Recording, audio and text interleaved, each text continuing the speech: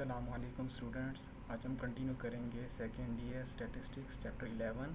जो हम topic discuss करेंगे वो है probability and non probability sampling. Probability sampling is a process in which the sample is selected in such a way that every element of population has a non zero probability of being included in a sample. Probability sampling एक ऐसा process है जिसमें से जो population में से हर element को select करने का बराबर का चांस होता है। नॉन ज़ीरो का मतलब है कि किसी का भी ज़ीरो चांस नहीं है। हम लाजमी किसी न किसी को सिलेक्ट करेंगे। फॉर एग्जांपल एक क्लास है, एक क्लास में 10 स्टूडेंट हैं, तो 10 स्टूडेंट के अंदर से हमने कोई भी स्टूडेंट सेलेक्ट करना है रैंडमली, तो हम एक लाजमी सिलेक्ट करेंगे। ऐसा नहीं है कि कोई सिलेक्ट ना करें, तो हर एक का इक्वल चांस है कि हम किसी को भी सिलेक्ट कर सकते हैं, तो इसको बोलते हैं probability sampling. Non probability sampling, it is a procedure in which we can not assign to an element of population the probability of its being include in a sample. यानी कि नॉन प्रोबेबिलिटी सैम्पलिंग के अंदर equal chance नहीं होता। मतलब हम population के हर element को असाइन नहीं करते कि हर एक का इक्वल चांस इस तरह से नहीं होता कि पॉपुलेशन से जहाँ से हम डाटा सेलेक्ट कर रहे हैं उस पॉपुलेशन को पता ही नहीं होता कि हम यहाँ से डाटा सेलेक्ट हो रहा है। फॉर एग्जांपल एक कॉलेज में सेलेक्ट करना है, हम क्या करते हैं, जो 50 स्टूडेंट एंटर होंगे क्लास में, पहले हम उसमें से डाटा सेलेक्ट कर लेंगे, उनको सेलेक्ट कर लेंगे। तो इसका मतलब है जो भी आए नहीं, एंटर ही नहीं हुए, उनको पता ही नहीं है कि हमारा डाटा सेलेक्ट हो रहा है। तीसरा हमने ऊपर प्रोबेबिलिटी की एग्जाम्पल दी थी कि क्लास में 10 स्टूडेंट हैं, मतलब वो सबको पता है कि हमारा हम में से कोई ना कोई सिलेक्ट करेंगे, लेकिन कॉलेज में से नहीं पता कि सब में से किसको सिलेक्ट करेंगे, जो पहले आ जाएगा वो सिलेक्ट हो जाएगा। तो ये नॉन प्रोबेबिलिटी सैम्पलिंग होती है। तो ये एक अच्छी टेक्निक नहीं है। तो जो हम आगे टेक्निक डिस्कस करेंगे, वो जो हम पढ़ेंगे आगे बुक के अंदर, वो प्रोबेबिलिटी ही सैम्पलिंग होगी।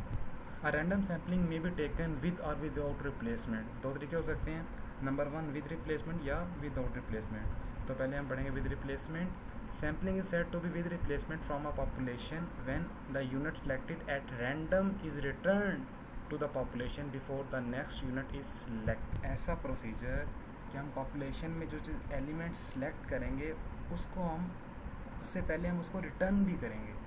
ये हम आगे जब एग्जांपल करेंगे आपको वहाँ पे क्लियर हो जाएगा। यहाँ पे इस चीज़ पे रिटर्न कैसे करेंगे। फार्मूला इसका है n की पावर कैपिटल N की power small n। Sampling without replacement.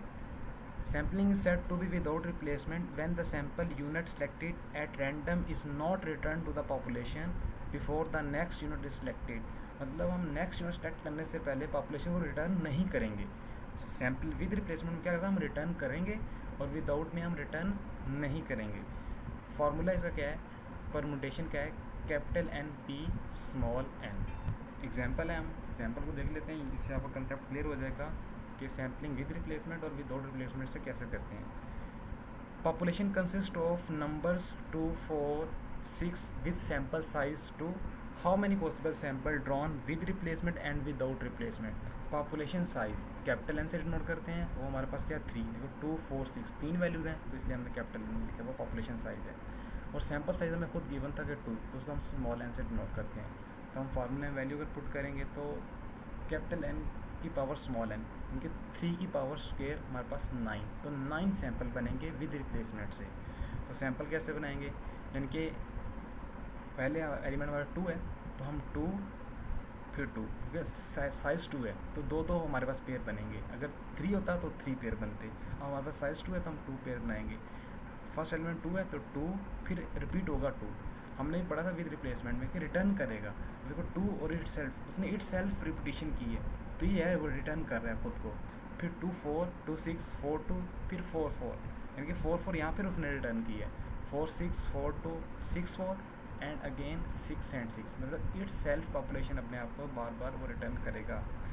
इसी तरह विदाउट सैम्पलिंग है, उसका फार्मूला हमने परम्यूटेशन का पढ़ा हुआ है, इम्प्लीमेंट करेंगे, कैलकुलेटर से निकालें ना बच्चों, तो इसका आंसर 6 आएगा। तो इसमें देखो आप इसके सैंपल में देखोगे तो आपको रिपीटिशन नहीं मिलेगी, यानी कि जितने भी एलिमेंट्स गिवन होते हैं पॉपुलेशन में, जो उन नंबर की रिपीटिशन नहीं मिलेगी, यानी कि 2, 2 नहीं है हमारे पास, 4, 4 नहीं है, 6, 6 नहीं है, तो ये रिटर्न नहीं कर रहा। तो ये हमारे पास है तरीका सैम्पलिंग विद रिप्लेसमेंट का और सैम्पलिंग विदाउट रिप्लेसमेंट का। उसके बाद हमारे पास है error. The difference between an estimated value and the population true value is called an error. यानी कि जो पॉपुलेशन की ट्रू वैल्यू है और एस्टिमेटेड जो हमने एक वैल्यू का अंदाज़ा लगाया है वो इक्वल नहीं है, उन दोनों का जो फ़र्क है उसको हम बोलेंगे error.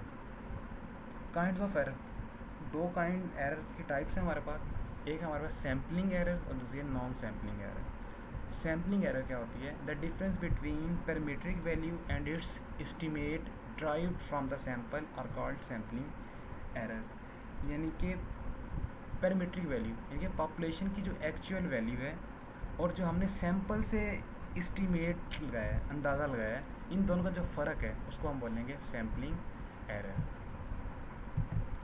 Non sampling error, the error mainly arise at the stage of data collection and processing of data are term non sampling error. ऐसा एरर जो डाटा कलेक्शन करते वक्त या उसको प्रोसेस या एनालिसिस करते वक्त जो हमारे पास एरर आते हैं उनको हम बोलते हैं नॉन सैम्पलिंग एरर। नेक्स्ट है बायस। बायस की जो डेफिनेशन है वो इसके फार्मूले में ड्राइव है, इनके bias is equal to E T minus theta. E T हमारे पास है एस्टिमेटिंग सैम्पल स्टैटिस्टिक्स और थीटा हमारे पास है ट्रू वैल्यू ऑफ पैरामीटर। यानी कि एस्टिमेटिंग स्टैटिस्टिक और ट्रू वैल्यू ऑफ पैरामीटर का जो डिफरेंस है उसको बोलेंगे बायस। और आगे कुछ 3 इंपॉर्टेंट थिंग्स हैं जो कि पेपर में एमसीक्यूज़ के पॉइंट ऑफ व्यू से बहुत इंपॉर्टेंट है।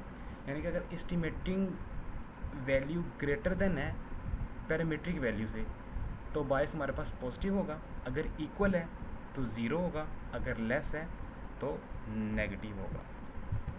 थैंक यू सो मच बच्चों।